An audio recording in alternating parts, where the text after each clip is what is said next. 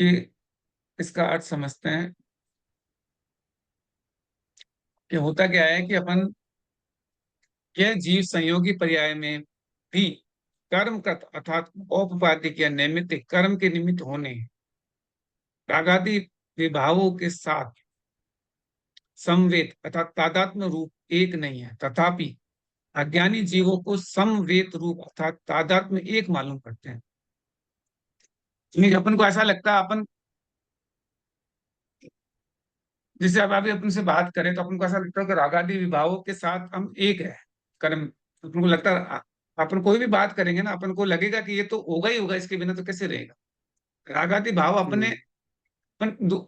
जैसे अपन बोलते जरूर है कि शरीर अलग है आत्मा अलग है, बोलते जरूर है, लेकिन शरीर को ही अपना मानते हैं और उसमें राग भी करते हैं, राग को भी अपना मानते हैं कि राग हो जाता है। तो रागादि जो भाव होते हैं, जो विभाव होते हैं, उसके साथ तादात्म्य रूप से एक नहीं है, लेकिन उसे ऐसा लगता है मैं एक हूं। बस वही गलत या उल्टा ज्ञान या मान्यता संसार बीज का मूल कारण है।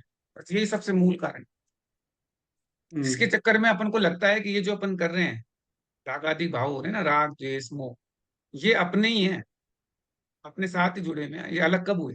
अलग ही मानते नहीं, विकारी भाव को अपन मानते ही नहीं अपन से अलग है। तो इस चक्कर में अपन ये हम्म। संसार में घूम रहे हैं।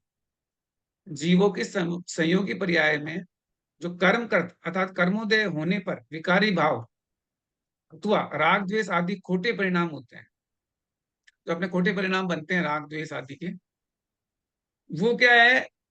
निश्चय न्याय की अपेक्षा ये भाव जीव के नहीं है। अगर निश्चय न्याय में, अगर शुद्ध निश्चय न्याय की बात करें तो वो जीव के भाव नहीं है, अर्थात उनका जीव के साथ ज्ञानादिक स्वभाव, जैसे ज्ञान, अपने ज्ञान दर्शन, ये जो अपने भाव स्वभाव है, उन भावों की तरह संवेद समाहित या तादात्म्य संबंध नहीं है। ऐसा कोई जिस तरीके से अपना जानना और देखना ये अपना स्वभाव है, पर राग करना मोह करना ये अपना स्वभाव नहीं है। तो अपन क्या करते हैं कि तो उस फिर जानना। तो फिर कैसा राग होता है? हाँ, जब अपना स्वभाव नहीं तो राग मोह क्यों होता है? फिर क्यों होता है? क्योंकि वो उसको अपना ही मानते हैं। क्यों होता है? इसका कारण क्या है कि जो कर्म के उदय होने से, जैसे कर्मों का उदय होता है, कर्मों के उदय से उसे हम्म। ऐसा लगता है ये तो मेरे ही है, ये मेरा स्वभाव है। वो अपने स्वभाव को भूल के हम्म। उसको अपना स्वभाव मान लेता है, राग द्वेष, और फिर उसी में उलझा रहता है। क्योंकि वो उसको मान लेता है कि जैसे मेरे में समाहित है, तादात्म्य रूप से संबंधित है, मैं अब ये हट ही नहीं सकता मेरे साथ। पर एक्चुअल में क्या है? अपितु संयोग संबंध मात्र है, ये सिर्फ संयोग है, संयोग और संबंध मात्र। क्योंकि कर्मों का है उदय है, ये संयोग है, और कर्मों के साथ अब संबंध हुए हुए, इसलिए आपको लगता है। और इसलिए वे रागादि विकार भाव आत्मा, जो आत्मा उसको बोलते हैं जीव द्रव्य से पृथक भी हो जाते हैं। तो अगर चूंकि उसका स्वभाव नहीं है तो बाद में अलग भी हो सकते हैं। जैसे आपके मिक्सचर है, वो तो मिक्सचर होने का भी अलग भी हो सकता है। सदैव उनका संयोग जीव के साथ नहीं रहता है, वो हमेशा नहीं जुड़ा रहता है। इस प्रकार वस्तु व्यवस्था है, एक निश्चय नहीं से तो इसी प्रकार व्यस्त। तथापि अज्ञानी जीव उस व्यवस्था को, जो कि शाश्वतिक, भूल जाते हैं, जो शाश्वत अवस्था उसको भूल जाते हैं और विपरीत श्रद्धान व ज्ञान करने लग जाते हैं। वे मानते व कहते हैं कि कर्म जनित, जो कर्म जनित रागादि जो विकारी भाव है, इसको बोलते हैं भाव कर्म, इसको भाव कर्म भी बोलते हैं, तथा उसके निमित्त प्रकट होने वाले जो बाकी जो कर्म आ जाते हैं, पुद्गल द्रव्य का जो ज्ञान आवरण दर्शन आवरण, वो परस्पर एक है, भिन्न नहीं है।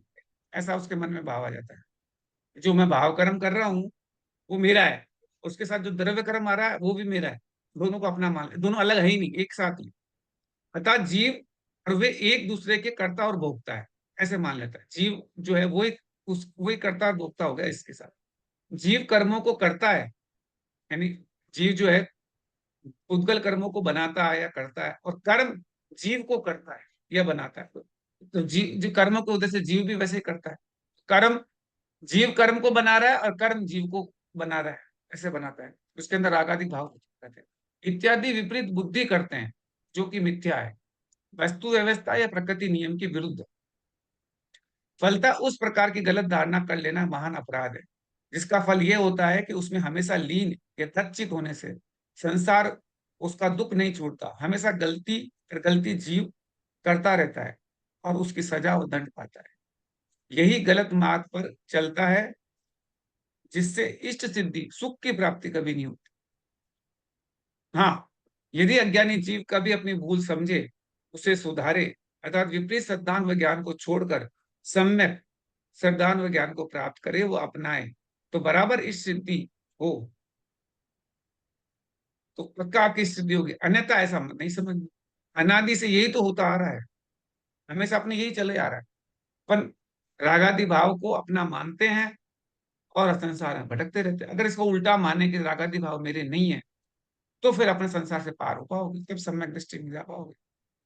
अब ये गाथा इस समय सार कलश के से आती है। इसका अर्थ ये है, हे संसार के प्राणियों, अनादि से लगा हुआ भूत की तरह अज्ञान भाव, पर में एकत्व ये विपरीतता को छोड़कर तुम शुद्ध सच्चे ज्ञान का स्वाद लो, उसको चखो, अनुभव करो, क्योंकि अभी तक तुमने झूठे अज्ञान का स्वाद लिया है।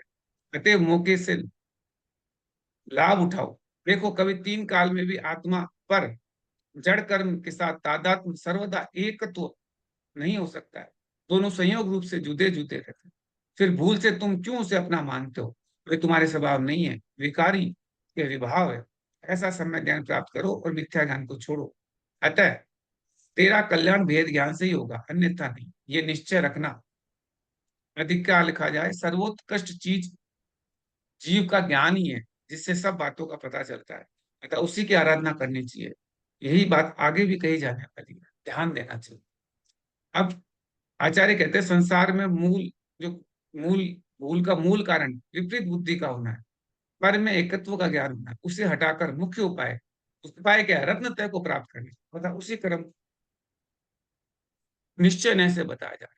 इसका खत्म कैसे किया जाए? इसको जो अपना अभी विपरीत सिद्धांत बन गया है, इतना और अनादि से चला आ रहा है, आज का थोड़ी है।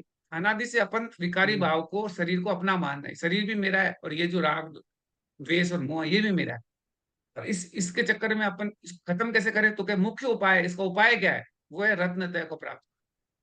अभी 15 नंबर का देख रहे हैं। विपरीताभिनिवेशम विपरीताभिनिवेशं निरस्य सम्यक् व्यवस्य सम्यक् निजतत्त्वं यत्तशाद विचलनं स एव पुरुषार्थ पुरुषार्थ सिद्धि उपाय। सिद्धियुपायोऽयम्। अब सम्यक पुरुषार्थ सिद्धि के उपाय की बतलाने की इच्छा से सूत्र कह रहे हैं कि सम्यक पुरुषार्थ सिद्धि उपाय क्या है। जैसे तो कहते हैं, विपरीत अभिप्राय को नष्ट करके निज स्वरूप को समीचीन रूप से जानकर जो उस अपने आत्म स्वरूप से च्युत न होना, वही उसका पुरुषार्थ सिद्धि का उपाय है। वैसे किताब का नाम भी यही, ये जिनवाणी है जो अपन पढ़ रहे हैं, इस शास्त्र का नाम है पुरुषार्थ सिद्धि उपाय है। क्या करना है आपको? निज स्वरूप को जानकर आना है, विपरीत अभिप्राय को दूर कर निज स्वरूप आत्मद्रव्य उपादेय है। इस प्रकार अनेकांत रूपी चक्षु के द्वारा समीचीन रूप से जानकर अपने आत्म स्वरूप में अचल होना ही पुरुषार्थ सिद्धि का उपाय है। क्योंकि आत्मा में राग को उत्पन्न करने वाले कर्म रूप उद्गल है, और उनको अपनी ओर आकर्षित करने वाले जीव के परिणाम है। निमित्त मात्र होने से पुष्प के संयोग से विशुद्ध स्फुटिक में उत्पन्न लालिमा की भांति जीव और पुद्गल एक दूसरे में प्रभाव उत्पन्न करते हैं, तो भी वे आत्म द्रव्य को उद्गल द्रव्य रूप और उद्गल द्रव्य को आत्म द्रव्य रूप में परिणाम में समर्थ नहीं है, क्योंकि उनमें उस प्रकार की योग्यता का अभाव। दूसरी बात यह है कि आत्मा और पुद्गल की क्रिया का कर्ता एक आत्मा है। यह कथन व्यवहार न्याय की रुचि वालों को रुचता है, क्योंकि अशुद्ध न्याय के विषयभूत अशुद्ध आत्म द्रव्यों में, जैसे दो द्रव्य कर्ता का कर्ता एक आत्मा बने, इस प्रकार का सामर्थ्य पाया जाता है। उद्गल और आत्मा दोनों भिन्न स्वभाव वाले हैं, अतः एक आत्मा दोनों का कर्ता है। यह कथन निश्चय न्याय की रुचि वालों को नहीं रुचता। जो निश्चय न्याय में रुचि करते हैं ना, उनको ये रुचता नहीं है, क्योंकि शुद्ध न्याय के विषयभूत शुद्ध आत्म द्रव्य, यानी दोनों द्रव्यों का कर्ता एक आत्मा बने, इस प्रकार का सामर्थ्य का अभाव होता है। इसलिए दोनों न्याय को विपरीत अभिप्राय छोड़कर आत्म तत्वों में निश्चय करना चाहिए। यह कथन का तात्पर्य है। इसके बाद अभेद रत्नत्रय की परिणति है लक्षण जिसका ऐसे आत्म में स्थिर होने वाले जीव के निश्चय चारित्र का अविनाम भावी वीतराग सम्यक दर्शन होता है, जो स्व संवेदन ज्ञान सहित होता है, तथा संपूर्ण नए के विकल्पों के रहित निर्विकल्प समाधि के बल से प्रत्यक्ष ज्ञान के द्वारा स्वरूप का अनुभव करता हुआ साक्षात चैतन्य अमृत रस का पान करता है, तथा तब तक निश्चय चारित्र में ठहरता है। तब वह संपूर्ण कलाओं से युक्त चंद्रमा की भांति चैतन्य ज्योति का प्रकाश प्रकट नहीं हो जाता है। उस समय ही वास्तविक पुरुषार्थ की सिद्धि अर्थात आत्म स्वरूप की प्राप्ति होती है। अब अपन जिनवाणी स्तुति करते हैं। इस तरीके से अपने विपरीत सिद्धांत को खत्म कर सकते हैं, उसका उपाय बता रहे हैं। तो कहते हैं जो जीव सबसे पहले अनादि से व्याप्त विपरीत सिद्धांत को हटाकर अर्थात निकलकर एवं आत्मा के एवं एकत्व विभक्त स्वरूप को यथार्थ जानकर और जो फिर अंत में उस अपने आत्म स्वरूप में स्थिर या निश्चल होता है, वह निश्चय चारित्र धारण करता है। ऐसे तो एक बार आपने पहला ध्यान को से हटाया और आत्मा में आप टिक गए, तो आप रूप में आप स्थिर हो गए, आप रूप में लीन रहे, अपने आप में स्थिर हो गए, तो वो निश्चय चारित्र को धारण करता है। अर्थात राग द्वेष रहित वीतराग धर्म रूप उस चारित्र को प्राप्त करना, तो आपको इस तरह से चरित्र मिलेगा जिसमें राग द्वेष हटेगा। सारांश ये है, सम्यक दर्शन, सम्यक ज्ञान, सम्यक चारित्र रूप अवस्था को प्राप्त होता है। वही तीनों का समुदाय ही प्रत्यक्ष या साक्षात निश्चय से पुरुषार्थ सिद्धि का अनुपम उपाय है। अर्थात मोक्ष का निश्चय मार्ग है, निश्चय मार्ग यही है मोक्ष का, अपने आप में स्थिर होना, अपने आप को अपने आप को जानना, अपने आप पे श्रद्धान रखना और अपने आप पे लीन होना, ये तीन चीजें होगी। तो अपने आप पे श्रद्धान रख रहे हो तो निश्चय सम्यक दर्शन होगा, उसको जान रहे हो, आप रूप को जान पाना, सो सम्यक ज्ञान कला, तो उसके आप रूप को जान पड़े, फिर उसको क्या बोलेंगे, सम्यक ज्ञान। और आप रूप में लीन रहे और अपने आप में लीन रहना, वो कहलाती सम्यक चारित्र। और तीनों की एक तीनों जगह जहां मिल जाती है वो है रत्नतय, और वही निश्चय मोक्ष मार्ग। ये निश्चय मोक्ष मार्ग है। ये दो तरह के मोक्ष मार्ग होते हैं, एक निश्चय मोक्ष मार्ग, एक व्यवहार मोक्ष मार्ग। निश्चय मोक्ष मार्ग में कुछ नहीं करना है, निश्चय मोक्ष मार्ग में सिर्फ इतना सा काम करना है कि आत्मा को जानो, आत्मा पे विश्वास करो और आत्मा के लीन में जाओ, बस हो गया निश्चय। व्यवहार में तत्वों को जानो, आप बाकी चीजों को पहचानो, संवर को जानो, आश्रव को समझो, फिर ये सब चीजें समझो, फिर संवर और निद्रा करो, और आश्रव और बंध को छोड़ो, वो आ जाता है व्यवहार। फिर उसके सारे उपाय है, फिर आप व्रत धारण करो, फिर ये बताएंगे कि सकल व्रत, सकल चारित्र क्या होता है, ये सब चीजें उसके वेद है। जितने सारे भेद बनते हैं ना, पूरा का पूरा जिनवाणी वो व्यवहार की है, निश्चय में कुछ नहीं। निश्चय में तो सिर्फ आत्मा में स्थिर हो जाओ, बस इतना सा काम कर। इसलिए अनादि से ये संसारी जीव प्राय विपरीत बुद्धि करके अर्थात पर पदार्थों के साथ अपना अभेद रूप श्रद्धान और ज्ञान कर उसमें लीन या मस्त हो रहे हैं। ऐसे अपने शरीर के अंदर ही उसमें मस्त हो रहे हैं और बोल रहे हैं उसी में मस्त। आपको किसी से बात करो, सब उसी में लगे रहेंगे, अपने शरीर की में लगे रहेंगे, अपने शरीर से संबंधी, जैसे बोलेंगे शरीर की माँ, शरीर का बेटा, शरीर का, ये सब शरीर के ही तो हैं, उसमें लगे रहेंगे, वे संबंधियों में लगे रहेंगे, शरीर से संबंधित है। वो कब तक संबंधित है, जब तक शरीर है, शरीर छूट गया तो वो भी गया, फिर थोड़ी कौन सी माँ, कौन सा बेटा, सब गए, कौन से पिताजी, सब चले जाएंगे, शरीर के साथ जुड़े, उसमें मस्त रहेंगे, उसी के अंदर उसमें लगाते रहेंगे कि बेटे के ये हो जाए, बेटा वहां गया, बेटा वहां गया, उसी के अंदर मस्त रहते हैं। वह भूल संसार का मूल या जड़ बीज है, अर्थात निदान है, वो संसार का मेन, उसी से संसार फल फूल रहा है। जब इस तथ्य को या वास्तविक रहस्य को जीव समझ जाता है, वो अपनी भूल का ज्ञान उसे हो जाता है, तब वह संसार की जड़ कट जाती है, अर्थात उसका मिथ्या दर्शन, मिथ्या ज्ञान, मिथ्या चारित्र नष्ट होकर सम्यक दर्शन, सम्यक ज्ञान, सम्यक चारित्र उत्पन्न होता है। अर्थात मिथ्या अंधकार मिटकर सम्यक उजेला पर्वत प्रकट होता है। उसी के प्रकाश में पुरानी करतूत यानी मान्यता से अत्यंत पश्चाता है, बहुत ज्यादा पश्चाताप होता है और उसे आगे सुधारता है। यद्यपि संसार के सहयोगी पर्याय में सभी काम वह करता है जिसमें जन्म मरण, खाना कमाना, लड़ना झगड़ना, विवाह आदि आदि सभी में शामिल होता है, सभी काम में शामिल जरूर होता है, तथापि अरुचि पूर्वक अनासक्त, जैसे बोलते हैं अनासक्त होके वो व्यवस्था में करता है। जैसे अब जो करना पड़ रहा है, पहले तो बड़े मजे से कर रहा था, बड़े मजे से शादी में जा रहा था, बड़े मजे से शादी के अंदर बैंड बाजी में डांस कर रहा था, और वो बड़े मजे आ रहे थे उसको, बड़े मजे से चाट चाट चाट चाट के खा रहा था चाटे को, और वो स्टॉल में जा रहा था, इधर जा रहा था। अब जा रहा है शादी में, लेकिन अपनी व्यवस्था में, ठीक है अब जाना पड़ रहा है, वहां पे खड़ा होना पड़ रहा है ऐसे, तो वो पढ़ रहा है, मैं आ जाता। ठीक है, अब क्या करें? तो अब उसका काम सारे कर रहा है, वो कह रहे हैं जन्म, खाना पीना, कमाना, कमा भी रहा है, विवाह शादी में भी शामिल हो रहा है, लेकिन आसक्त भाव से नहीं हो रहा है, उसमें उसको को बहुत ज्यादा मजा नहीं आ रहा है, बस करना पड़ रहा है उस स्थिति में। उत्साह व रुचि से नहीं करता है। इतना ही नहीं, यथाशक्ति उसका करना छोड़ता जाता है, फिर धीरे धीरे उसको कम भी करता जाता है, क्योंकि उसकी आसक्ति तो खत्म हो गई उसकी, अब उसमें रुचि भी खत्म हो गई, धीरे धीरे चीजें कम करता जाएगा। ठीक है, आज इसको छोड़ दिया, आज इसको छोड़ दिया, आज इसको छोड़ दिया, वो छोड़ने के क्रम में आ जाता है। और पाऊं वाले वाले में नहीं, ये भी दे दो, ये भी दे दो, ये भी दे दो, अब देने लेने के भाव खत्म हो जाते हैं, अब देने के भाव आने लग जाते हैं, उसको ये छोड़ने के भाव आ जाते हैं। पर अंत में क्रमशः सबका त्याग कर देता है, लास्ट में सब चीजें को छोड़ देता है, समाधि के उसमें चला जाता है, जिससे वह एक समय संसार से पार हो जाता है। यही उसकी न्याय वृत्ति है, दैनिक चर्या है। यही उसके धीरे धीरे आप तभी आप निश्चय में पहुंचोगे कैसे? ऐसे बोलने से थोड़ी पहुंचोगे कि मैंने आत्मा ये आत्मा आत्मा आत्मा, बोलने से कुछ नहीं पहुंचोगे। ये जो आप जो काम कर रहे हो उसको अरुचि पूर्वक करो, और रुचि किस में जगाओ? रुचि अपने धार्मिक कार्यों में लगाओ, जाके आपके आगे बढ़े। अतएव इस पुरुष को हमेशा ऐसा अपूर्व पुरुषार्थ करना चाहिए कि जो पहले कभी ना किया हो।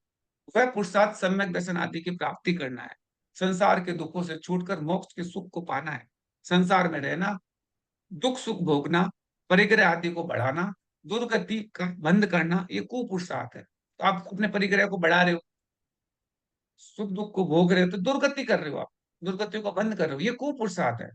इसकी तारीफ नहीं होती है, पत्य तो निंदा होती है, ऐसा समझ के। ऐसा आपके इसमें को तारीफ थोड़ी होगी कि मेरे 2 बंगले हो गए, 4 बंगले हो गए, तो ये क्या कर रहे हो? तो इससे तारीफ नहीं होगी, आपकी निंदा होगी, ऐसा समझ के मोक्ष का, उसके मार्ग का ही पुरुषार्थ करना चाहिए। व्यक्ति का पुरुषार्थ तो सफल माना जाता है, उसमें कोई ज्यादा उसमें लगाव नहीं है। ठीक है, बन गए, ठीक है, बंगले भी है तो उसको कोई अटैचमेंट नहीं है, क्या हो रहा है क्या नहीं, ऐसे नहीं, उसको उसी में लगे रहते हैं। कई लोग मिल जाएंगे रोज सुबह शाम, बस उस मकान की सफाई में लगे रहेंगे, उसमें लगे रहेंगे, बस और कुछ काम ही नहीं है, बस दिन भर उसको साफते रखते हैं करते। तो वो सफाई उफाई रखेंगे तो ठीक है, कोई बात नहीं, लेकिन मजबूरी में कर रहे हैं वो, उसमें राजी नहीं हो रहे बहुत ज्यादा। वैसे राजी हो के अपने उसके सामने सेल्फी नहीं खिंचा रहे, ये तो बंगले के आगे खींच के अपने सेल्फी रख के जगह जगह पोस्ट करते रहते हैं, तो उससे होगा क्या? तो मतलब नहीं है ना, वो तो ज्यादा। अब बाहर घूमने जा रहे हैं, घूमने जाने का कोई उनका इच्छा भी नहीं होती है, तो वो क्या कर रहे हैं? वो अपने सोच रहे हैं कि मजबूरी में अपने को करना पड़ रहा है इसलिए कर रहे हैं। ठीक है, जब जीव शूद्र पर्याय का विचार कर, जब जब आपको क्षुद्र पर्याय होती है ना, एकदम जैसे निगोदिया जीव बोलते हैं, एक सांस में 8 बार, क्षुद्र पर्याय बोलते हैं, तब रोंगटे खड़े हो जाते हैं। दुख की कथाएं हृदय को व्यथित कर देती है, तो आपको डर लगता है कि क्या होगा। जिसको जिनको भोगा है, सुना है, देखा है, फिर भी अज्ञान और कसाई के वेग में ये सब जीव भूल जाता है, अपना संतुलन खो जाता है। बड़े दुख की बात है। तब अभिमान काहे का? दया ये सब विनस्वर है, एक सी नहीं रहती। अतः विवेक कि जीव को एकत्व अन्यत्व भावना भानी चाहिए, तो ये भावना आनी चाहिए, एकत्व अनत्व। एकत्व का अर्थ मेरा चेतना रूप आत्मा अकेला है, अर्थात अपने गुण के साथ अभेद रूप है, और गुणों के साथ अभेद रूप नहीं। ऐसे भावना आनी चाहिए एकत्व रूप, कि मैं चेतन रूप आत्मा अकेला हूं, अभेद, तथा पर से भिन्न हूं, पर द्रव्य के साथ एक रूप या तादात्म्य न हूं। इसको बोलते हैं अन्यत्व भावना, भिन्न भावना कहते हैं। दोनों भावना आनी चाहिए आप। जब जब भिन्न भावना और एकत्व भावना ज्यादा पक्का होगी ना, तब अपना ही बल पे भरोसा रखना चाहिए, दूसरे पर नहीं रखना चाहिए। जो अपने अंदर पुरुषार्थ, उस पर भरोसा, ये सारांश है। इस पर ध्यान देना चाहिए। हाँ। जो मोक्ष जाना चाहता, जो मोक्ष जाना चाहेगा उसे ऐसे समझना चाहिए। अब ये कहते हैं सम्यक दर्शन, सम्यक ज्ञान, सम्यक चैतन्य रत्नत्रय का, जो कि आचार्य ने आगे श्लोक में 22 नंबर, 31 नंबर और इससे 43 नंबर, इन सब में से 31 नंबर पे भी बता रखा है। 39 नंबर क्या लिखा है, साफ पढ़ में नहीं आ रहा। इन नंबर पे 39 भी है। यही बात, 39 है ना? हाँ, तो 39 नंबर पे यही है। तो ये, तो 22, 31, इनके अंदर भी आपको ऐसे ही करना चाहिए। विपरीत श्रद्धा को छोड़ना, अर्थात पर द्रव्य के साथ मेरा एकत्व है, अभेद है, ऐसी धारणा हटना सम्यक दर्शन का गुण है। अर्थात अपने गुण के साथ ही मेरा एकत्व है, अन्य के साथ नहीं। ऐसी भावना भी निश्चय समझ लेते हैं। विशेष आगे समझना, कर्म जनित औपाधिक पुद्गल की पर्याय को आत्मा की मानना व जानना व उसमें लीन रहना, मिथ्या दर्शन, मिथ्या ज्ञान, मिथ्याचारी। ऐसे मेरी आत्मा पर से भिन्न है ऐसा जानना या निश्चय करना सम्यक ज्ञान। मेरी आत्मा पर से भिन्न है ऐसा जानना, ये क्या है? ये सम्यक ज्ञान। निश्चय करना कि सम्यक, कि मेरी आत्मा पर से अलग है, ये शुरुआत में सम्यक ज्ञान होगा। आत्मा के यथा स्वरूप को जानकर श्रद्धान कर उसमें स्थिर होना, लीन होना, तन्मय होना, ये सम्यक चरित्र है। ये सामान्य कथन है, आगे प्रत्येक का विस्तार के साथ कथन किया जाए, यहाँ तक कि संसार का व मोक्ष का बीज, ये निदान बताया जाएगा। आगे के पेज में चरित्र का दूसरा लक्षण ग्रंथांतर की अपेक्षा लिखा जाएगा, सो समझ लेना। मिथ्या दृष्टि व सम्यक दृष्टि के भेद व उनका अस्तित्व। अब इस तरीके से दो भेद होते हैं मिथ्या दृष्टि के लिए। एक होता है अनादि मूल मिथ्या दृष्टि, एक सादी मूल मिथ्या दृष्टि, एक अनादि अनंत मिथ्या दृष्टि, सात अनादि शांत मिथ्या दृष्टि। ऐसे अलग अलग इन्होंने भेद कर दिए। इसमें क्या होता है, अनादि और सादी। जो कभी इसका शुरू से कभी कुछ, वो तो अनादि से बोलते हैं, और और फिर बाद में अनंत, आगे तक अनंत चल रहा है तो उसको अनंत बोलेंगे। और शांत का मतलब आगे जाके खत्म हो जाए तो उसको शांत बोलेंगे। तो ऐसे करके दो अपोजिट चीजें होती हैं, अनादि अनंत। ये दोनों चीजें होगी। अनादि मतलब पीछे से, शुरुआत से अनादि, और फिर आगे अनंत। तो उसका खत्म। कोई ना तो शुरुआत है ना अंत है। वो तो जिसकी शुरुआत हो गई तो उसको बोल देंगे शादी, और जिसका अंत हो गया उसको बोल देंगे शांत। तो जिसका आगे जाके अंत दिख रहा है। ऐसे करके इन्होंने चार भेद बना दिए। जैसे निगोदिया आदि अनादि अनंत होते हैं, कोई साध अनादि शांत होते हैं जो आगे जाके, निगोद का अर्थ समूर्छन निगोदिया जीव होते हैं। एकेंद्रिय से लेके पंचेंद्रिय सभी जीव प्राय अनादि मूढ़ मिथ्या दृष्टि, अगृहित मिथ्या दृष्टि माने जाते हैं। कारण कि आप आगम पदार्थों का ज्ञान नहीं होता है। क्या आप है, क्या आगम है, क्या पदार्थ, जो समझते नहीं हो, इसलिए। तथा संगी पंचेंद्रिय जीव यथासंभव सभी मिथ्यात्वों के भेद पाए जाते हैं। अब सम्यक दृष्टि के तीन तरह, नौ तरह के और दो तरह के होते हैं सम्यक दृष्टि। किंतु सभी संगी जीव सभी को सम्यक दर्शन नहीं होता। क्षायिक सम्यक दर्शन केवली और शुद्ध केवली निमित्त मिलने वाले मनुष्य की होता है। ये विशेषता होती है। ये निमित्तता अपनी अपेक्षा से मिलती है, पर की अपेक्षा से भी मिलती है। इस तरीके से सम्यक दर्शन के 10 भेद हो जाते हैं। ऐसे ही आप सम्यक दृष्टि के भेद बता दिए, मिथ्या दृष्टि के भेद बता दिए, अलग अलग भेद होते हैं। अब ये सामान्यतः श्रद्धान जो होता है, ज्ञान और श्रद्धान के विषय में शंका समाधान चल रहा है कि सामान्यतः श्रद्धान ज्ञान पूर्वक ही होता है, बिना ज्ञान के नहीं होता, ऐसा नियम। इस प्रकार मानने पर ये शंका होती है जब पूर्व में बताया गया कि एकेंद्रिय आदि असेनी पर्यंत जीव के आप्त आगम पदार्थ का ज्ञान नहीं होता है, तब क्या उसके उनका श्रद्धान हो सकता है? यदि श्रद्धान होता है तो सम्यक दृष्टि क्यों नहीं हो सकते? क्या प्रतिबंध है? इसके सिवाय ज्ञान पूर्वक श्रद्धान होता है, ये नियम खंडित होता है। इसका समाधान है कि सामान्य ज्ञान चेतना लक्षण सभी जीवों में सदैव रहता है, सामान्य श्रद्धान दर्शन रूप पर्याय भी रहता है। तो ज्ञान और श्रद्धान का समन्वय, संगम खंडित नहीं होता, तो सभी में रहता है ज्ञान और दर्शन का लक्षण। तो ये कभी खंडित नहीं होता। हाँ, विशेष ज्ञान अर्थात भेद ज्ञान और प्रत्यक्ष ज्ञान, ये ये जो सब में आगे पीछे होता रहता है। इसके अंदर प्रत्यक्ष ज्ञान और परोक्ष ज्ञान, ये शुद्ध ज्ञान सभी के रहता है। पर ज्ञान पूर्वक श्रद्धान होने में कोई आपत्ति नहीं आती। फलतः सम्यक श्रद्धान सम्यक ज्ञान पूर्वक बराबर होता है, चाहे वह सम्यक ज्ञान परोक्ष ही क्यों न हो, ऐसा समझना चाहिए। अतएव असेनी जीवों तक मुक्त आगम के ज्ञान के बिना उसका सम्यक श्रद्धान नहीं हो सकता। तो जो असेनी जीव है उनको ऐसे जन्म से नहीं होता है कि जन्म से उसको सम्यक ज्ञान हो रहा हो, ऐसा कभी भी नहीं होगा। उसको आगे बढ़ने पे होगा। इसके सिवाय एक केंद्रीय आदि जीवों के मिथ्या दर्शन कैसे पाया जा सकता है जबकि उसे आप्त आगम पदार्थों का ज्ञान नहीं होता है, और फिर मिथ्या दर्शन माना अवश्य गया है? यह एक प्रश्न है।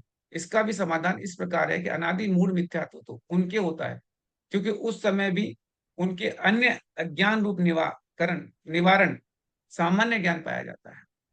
अतः उसके साथ मिथ्या दर्शन व मिथ्या श्रद्धान का होना संभव है, संभव नहीं। इसके सिवाय विशेष ज्ञान के बिना जो श्रद्धान असंभव ही होता है वह तो होगा ही, क्योंकि ज्ञान जीव का स्वभाव है। अतः ज्ञान पूर्वक श्रद्धान होना अनिवार्य है, अथवा श्रद्धान ज्ञान की पर्याय है। सो ज्ञान के साथ वह अविनाव रूप से रहेगा, अविनाव अविनाभाव रूप से रहेगा। अब षटगंगाम की पुस्तक 1 और सूत्र में आप पढ़ लेना, समझ लेना। 43 में समझ। तो वो षटगंगाम तो खूब बड़ा ग्रंथ है। अब उसके बाद मिथ्यात्व के 7 भेद होते हैं। तो सबसे पहला होता है एकांतिक मिथ्यात्व। ये अपने मिथ्यात्व अपने पास हमेशा अपन क्या है कि कहीं ना कहीं मिथ्यात्व में रहते हैं। जब तक मिथ्यात्व में रहते हैं अपने को सम्यक तो आता नहीं। तो अपन कहाँ कहाँ गलती कर सकते हैं? सबसे पहले एकांतिक मिथ्यात्व। सिर्फ आपने एक वस्तु का एक कोटि या धर्म का ज्ञान हो गया, वो एकांतिक मिथ्यात्व। फिर सांसारिक एंड डाउटफुल, 2 कोटियों में किसी एक कोटि का भी निश्चय नहीं हो रहा है, उसको डाउटफुल रहता है, संशय रहता है। फिर मूढ़ मिथ्यात्व, किसी वस्तु का स्पष्ट ज्ञान नहीं होना, अंधे अंधे वसाय रूप ज्ञान, उसको बोलते हैं मूढ़ मिथ्यात्व। फिर व्युत्ग्राही मिथ्यात्व, ग्रहित मिथ्यात्व जिसको। फिर आता है स्वाभाविक मिथ्यात्व, अग्रहित मिथ्यात्व, अपने आप अनादि से चला आ रहा है। ग्रहित मिथ्यात्व किसी खोटे गुरु शास्त्रों के साथ में आप जुड़ जाते हो, उनको मानने लग जाते हो, वो ग्रहित मिथ्यात्व है। फिर आता है वैनिक मिथ्यात्व। वैनिक मिथ्यात्व में कहता है सब सब भगवान एक जैसे ही, ऑल गॉड आर एक जैसे ही, सभी में सब चीजों में विनय कर रहे हैं। कोई भी भगवान सामने आ जाए उसका विनय करेंगे, तो वो गलत है, वो वैनिक मिथ्यात्व कहलाता है। तो उसमें से अपन विनय करने लगे।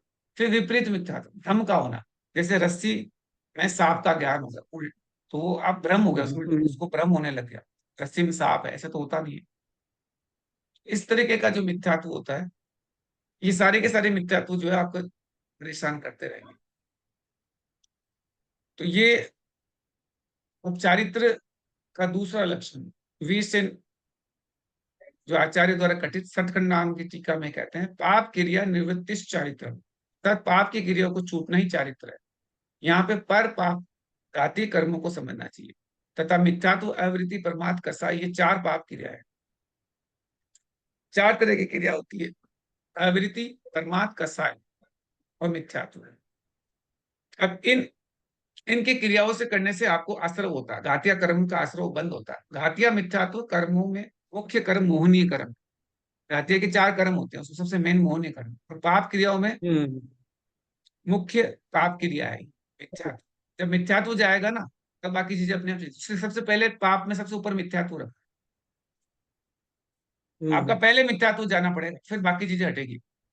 अगर आप गुण स्थानों को भी बात करेंगे तो सबसे पहले आपका पहले, दूसरा, तीसरा, यहाँ तक आपका मिथ्यात्व रहता है। फिर चौथा गुण स्थान आता है, तब आपका मिथ्यात्व थोड़ा खत्म होता है, फिर सम्यक तो मिल जाता है। बाकी में तो मिथ्यात्व रहता ही। तो पहले पाप, मिथ्यात्व, ये दूसरे धर्म को मानना मिथ्यात्व है क्या? मिथ्यात्व का मतलब दूसरे धर्म को मानना, वो तो हो गया। उसके अलावा भी कई चीजें हैं। उसमें यह है कि आप गलत श्रद्धान कर रहे हो, आप शरीर को ही आत्मा मान रहे हो, सबसे बड़ा मिथ्यात्व है। सबसे बड़ा मिथ्यात्व है कि आत्मा होती ही नहीं है, ये भी मिथ्यात्व है। सबसे बड़ा मिथ्यात्व है कि साहब ये जो चीजें जो भी ये तो सब अपनी जगह है, धर्म वरम तो अपनी जगह चल रहा है, पर पैसा तो चाहिए ही, पैसे बिना काम तो नहीं चलता, ये भी मिथ्यात्व है। ये मिथ्यात्व ही तो है सारी चीजें, कि आप क्या है उसको ज्यादा मेन मान लेते हो कि बिना पैसे काम कैसे चलेगा, तो चल ही नहीं सकता, तो आप उसी में लगे रहो। मिथ्यात्व ये सम्यक वाला कहेगा कि ये चीजें जो हो रही है, ये इसलिए हो रही है, क्या करना, आपका क्या रोल है, उसका क्या रोल है, जो पर पद्धति में पर कोई सब कुछ मान रहा है कि पर दूसरे लोग मुझे कंट्रोल कर रहे हैं, इन्होंने मुझसे गुस्सा दिला दिया, तो ये मिथ्यात्व हो। ये तुमको कैसा गुस्सा दिला सकते हैं? इन्होंने गलती करी इसलिए मुझे गुस्सा आ गया, तो ये भी मिथ्यात्व हो। तो मिथ्यात्व तो बहुत फैला हुआ है, लंबा चौड़ा फैला हुआ है। वो तो मिथ्यात्व बहुत की सभी जकड़ चीज में में हो तो, गया, हाँ, हर जगह पे, सभी चीज में हो गया। सभी चीज में। और अपन जन्म से मिथ्या दृष्टि होते हैं। अपना जब जन्म हुआ था तब से अपनी मिथ्या दृष्टि थी। मतलब सम्यक दूसरों तो, को देश देना भी विद्यात है, हाँ, हैं? क्या कह रहे हैं? दूसरों को दूसरे को, दोष दोष देना भी विद्यात हो गया कि तुम हाँ, मेरे दूसरों को कारण मेरे दोष ऐसा देना हुआ तो। मिथ्यात्व है। क्योंकि वो दूसरा क्या कर लेगा? आप अपने कर्मों के फल को भोग रहे हो, वो दूसरा आदमी आपको क्या बिगाड़ लेगा? ऐसे ऐसे ऐसी चीजें हो जाती है। ये समझने वाली चीज है। अब किडनी विडनी तो खराब हुई तो सब, वो तो सब होती रहती है असल में हाँ, अब मेरे एक दोस्त था तो उसकी क्या किडनी खराब हो गई थी, तो उससे किडनी ट्रांसप्लांट हुआ। किडनी ट्रांसप्लांट होने के बाद अब क्या है कि अब उसका नियम डॉक्टर ने कह दिया कि उसे गर्म पानी पीना है, और बाहर का बाजार का पानी नहीं पीना है, और बाजार के खाना वाना नहीं खाना है, जो भी गर्म करके ही लेना है, जो भी चीज एकदम प्रासुक होके लेना है। तो जो अपने जैन धर्म में जो जो बातें बताई डॉक्टर ने उसको कंपलसरी कर दिया। हाँ, वो अब वो उसी कंपलसरी कर देते हैं। वो कंपलसरी कर दिया। तो कमरे अभी में एक ही हाँ दिन नहा धो के बनाएगा। हाँ, सब कुछ वैसे ही करेगा, क्योंकि अब उसके पास वो ऑप्शन नहीं बचा। जो किडनी उसकी दूसरी हाँ लग गई, हाँ। उसे जो नियम जो जो कहता है कि जहां जहां से कीटाणु आने की संभावना है, वो सारे कीटाणु आने के रास्ते बंद करने होंगे। नहीं तो कीटाणु आ जाएंगे, तो बीमार पड़ जाएंगे। जैन धर्म तो पहले से ही कर रहा है, मानते नहीं है कोई। और जैन धर्म पहले से कर रहा है, अब उसको मानते नहीं है। डॉक्टर के कहने पे मानना पड़ रहा है। वो तो जैन नहीं है फिर भी मान रहा है, क्योंकि अब उसे बाजार का खाना, आपने क्या लालसा हो जाती है कि बाजार का खाना खा, चाट खाओ, वो खाओ, वो खाओ। अब क्या, सब तो सब छूट गए, चाट वाट सारी चीजें छूट गई। उस टाइम तो बड़े मजे आते पुचके हम्म। खाने के, इसके आज बाइक पुचके खाएंगे। कहाँ से पुचके मिले? अब वो अपनी जान बचाने में लगा हुआ है। ये किडनी दूसरी लग गई, अब ये भी तो काम करनी पड़ेगी। ये काम नहीं करेगी तो गया हो। हम्म। किडनी मान लो दूसरे घर वाले किसी की लगा ली, तो वो तभी तो काम करेगी जब प्रिकॉशन करोगे। प्रिकॉशन में ये सब प्रिकॉशन चीजें, पूरा करना पड़ता है, किडनी में तो बहुत प्रिकॉशन करना पड़ता बहुत प्रिकॉशन करना पड़ता है। अब प्रिकॉशन के लिए ही तो ये धर्म आपको सिखा रहा है, ये प्रिकॉशन की क्रिया पहले ही बता रहा है। अब आपको धर्म किस तरीके से नहीं समझ में आता, डॉक्टर समझा देगा, तब तो मानोगे। है। तब तो मानना ही हम्म। पड़ेगा, आपका चॉइस नहीं है। अभी तो आपका बड़ी चॉइस रहती है, चलो ऐसे कर ले। तो इसलिए कहते हैं सबसे बड़ा काम, मिथ्या तो सबसे बड़ा रोग है। कर्मों में सबसे मुख्य कर्म है वो मोहनी कर्म। जिस भाव से आत्मा के अनुजीवों का घात, गुणों का घात हो, उसे पाप कहते हैं। चाहे वह भाव शुभ रूप हो या शुभ रूप हो, दोनों से आत्मा का असली दिशा का घात होता है। अतः मिथ्यात्व चारों प्रकार के भावों का भेद प्रवेश सहित अभाव होना सम्यक तो चारित्र्य का लक्षण है। और उनसे पहले मुक्ति होती है, तब पूर्ण स्थिर हो जाता है।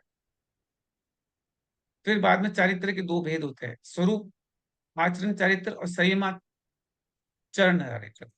तो स्वरूप आचरण चारित्र के दो भेद हो जाते हैं, आंशिक और समग्र। तो स्वरूप आचरण में ऐसे दो भेद बन जाते हैं। तो सम्यक दर्शन के अब चार भेद बनते हैं। पहला है देव शास्त्र पे श्रद्धान करना, सम्यक दर्शन है। फिर तत्वातु पे, तत्व जो है तत्व उस पर श्रद्धान करना सम्यक दर्शन है। पर द्रव्य से भिन्न आत्मा पे श्रद्धान करना सम्यक दर्शन है। आत्मा के स्वरूप पे श्रद्धान करना सम्यक दर्शन। ऐसे करके चार तरह के मोक्ष सम्यक दर्शन के चार भेद। ये तीन तरह के प्रकार बोल सकते हैं, उपसम सम्यक दर्शन, क्षय उपसम सम्यक दर्शन और छायिक सम्यक दर्शन। उपसम दबा के होता है, उपसम थोड़ी देर अंतर्मुख में चला जाता है। क्षय उपसम हम सबका अपने जो भी सम्यक दर्शन होगा क्षय उपसम ही क्यों होगा। छायिक सम्यक दर्शन अपने हो नहीं सकता, क्योंकि अपने यहाँ पे तीर्थंकर नहीं है। जब जिस दिन तीर्थंकर आ जाएंगे धरती पे तब छायिक सम्यक दर्शन होगा, क्योंकि उनके पाद मूल में ही होता है, अपने तो हो ही नहीं सकता। भगवान के चरणों में ही आता है छायिक सम्यक दर्शन। तो अपने तो क्षय दूसरे नंबर का सम्यक दर्शन ही होता है, जिसको बोलते हैं क्षय उपसम सम्यक दर्शन या वैदिक सम्यक दर्शन। सम्यक दृष्टि सम्यक ज्ञानी की विचारधारा से भिन्न मिथ्या दृष्टि के सात तत्वों में विचार है। जीव तत्व अर्थात जीव का स्वरूप चैतन्य ज्ञान दर्शन आदि स्वभाव रूप है, पर से भिन्न है। वह अपने गुण पर्यायों के साथ एकत्व रूप है, ऐसा सिद्धांत होना सम्यक दर्शन। परंतु मिथ्या दर्शन के रहते हुए जीव क्रोध मान आदि विभावों को अपने से भिन्न पर पदार्थों को अपना ही मानता है और उसमें राग द्वेष करता रहता है। ऐसी विपरीत विचारधारा या सिद्धांत जीव तत्वों के संबंध में होती है, तो वो जीव तत्वों के ऊपर उल्टा विश्वास होता है। तो आप रूप को जान पर, तो वो अपने रूप को जान ही नहीं पाता, वो उसी में लगा रहता है। फिर अजीव तत्व का उल्टा सिद्धांत। तो ये छह डाला, ये पूरे छह डाला में यही है। छह डाले का जो दूसरा डाल है उसमें पहले में ये छह डाले ही समझ लो चल रही है। तो दूसरी उसी छह डाला के अंदर ये दूसरे पे आता है। दूसरी डाल है वो यही है, अजीव तत्व पुद्गल धर्म अधर्म आकाश काल, इन द्रव्यों में एकता या अभेद मानना, और ये हमसे भिन्न है, मैं इसका स्वामी कर्ता भोक्ता इत्यादि ऐसे विपरीत धारण करना, अजीव तत्वों में विपरीत सिद्धांत करना। पुद्गल धर्म अधर्म काल, इनसे विपरीत है जीव चाल, ताको न जान विपरीत मान। ये चैटाले की लाइन है, वो चल रही है। तो कह रहे उसको न जान के वो आप नित्य में कर अपने अपने अपने आप को शरीर को ही मान लेता कि मैं ही आत्मा हूं। शरीर को ही आत्मा मान लेते हैं, उसको जानता ही नहीं, चल अलग अलग चाल है अपने। तो ये समझना, जिसमें चेतना ना हो उसे अजीव तत्व कहते हैं। अतः जीव का अजीव का अभेद व एकत्व कभी नहीं हो सकता, फिर वैसा ही मानता है, ये मिथ्या तत्व है। सामान्यतः सभी सजातीय और विजातीय द्रव्यों ये पदार्थ स्वभावतः एक दूसरे से भिन्न है, कभी एकत्व या तादात्म्य रूप नहीं होती, ये नियम है। पर द्रव्य, पर गुण, पर पर्याय को अपना मानना विपरीत श्रद्धा है। अतः जीव जो अजीव चीजों को स्वामी, कर्ता व भोक्ता अपने को मानना अजीव तत्व में उपासित है। ये अजीव तत्व का उल्टा सिद्धांत। अब अपन जिनवाणी स्तुति करते हैं, बाकी इसको वाणी के वाणी के ज्ञान ज्ञान से ते सोजे लोकालो सोवाणी सोवाणी मस्तक धरे सदा दे तो दो हे जिनवाणी भारती कोई कठो दिन रे जो जो तेरा तेरा शरणागत सो पावे सुख सो पावे सच्चे मन। बोले जिनवाणी माता की जय। जय हो।